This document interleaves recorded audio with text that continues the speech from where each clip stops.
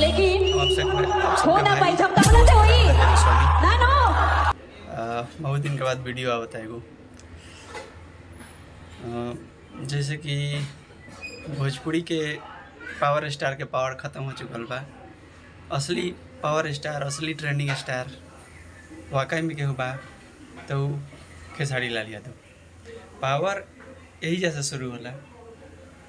ई बात power power एजे से शुरू होला, एजे से खत्म हुई। पावर दूसर के कहाँ से ले हमके लखुआ ना भैया, पावर यहाँ से कहाँ शुरू होला। पावर तो असली पावर यहाँ शुरू होता है। देखी बोलबम के 2 गाना लगातार ट्रेंड कैलस पवन सिंह के, ओकरा बाद सारा 2 गाना आई फ्लॉप चल गई। खेसारी लाल यादव अभी देखी ट्रेंड पर 3 गाना चलता, लगातार ट्रेंड करता।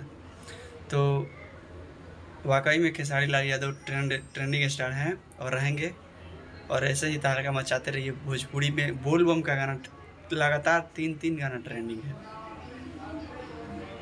आप लोग बताइए कमेंट करके असली ट्रेंडिंग स्टार कौन है।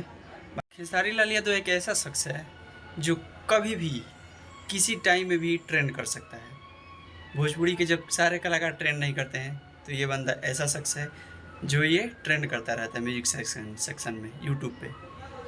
तो इनका तो कोई जोड़ा ही नहीं है। और पावर